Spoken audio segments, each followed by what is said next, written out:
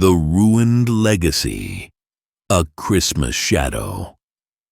It was Christmas Eve, a time when most families gathered to celebrate warmth and joy. But for me, it was just another day filled with tension and dread. The smell of roasted turkey wafted through the house, mingling with the faint sound of carols on the radio. My mother had spent the entire day in the kitchen, preparing a feast she hoped would bring some semblance of peace to our home, but we all knew it wouldn't. My father sat in his usual spot at the head of the table, his expression stern. His disapproval was as much a part of our holiday traditions as the tree in the corner, its lights blinking like a silent cry for help. "Is this the best you could do?"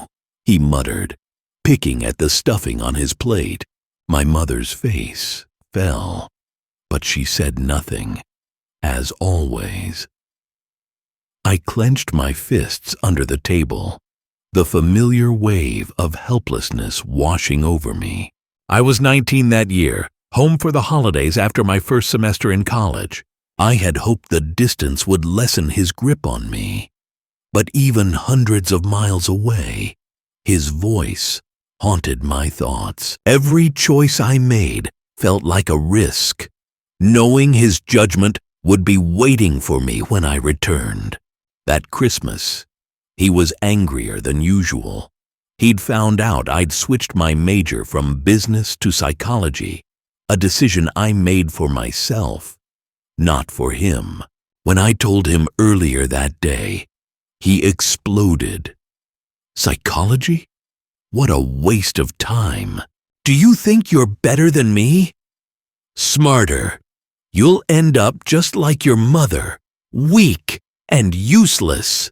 The words echoed in my ears as I stared at my plate, pretending to eat. My sister Emma, now 16, tried to lighten the mood by talking about the snowstorm outside, but his glare silenced her. My mother quietly refilled his glass of wine, her hands trembling slightly. Later that night, I went outside to escape the suffocating atmosphere. The cold air bit at my cheeks as I stood in the yard, staring at the dark sky. Snowflakes drifted down, their quiet beauty a stark contrast to the chaos inside. I thought about the father I wished I had, the kind of man who would have hugged me after hearing about my decision, telling me he was proud of me. Instead, I had a man whose approval was as unreachable as the stars above. The night took a strange turn when Emma joined me outside. She was carrying a plate of cookies she had baked earlier, hoping to please him. He said they were too dry, she whispered, her voice cracking. I saw the tears in her eyes, and something inside me snapped. "This can't go on," I said, more to myself than to her. "We can't keep living like this." We talked for hours in the snow, sharing stories of his cruelty, things we had both kept to ourselves for years. For the first time, I realized how deeply his toxicity had infected all of us.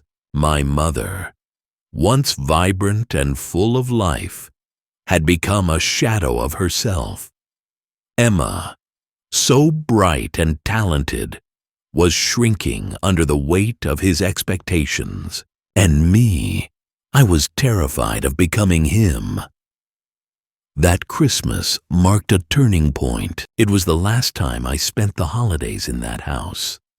I made the decision to distance myself, not just physically, but emotionally. I wanted to create a life free from his control, a life where I could breathe, laugh, and grow without fear of his judgment.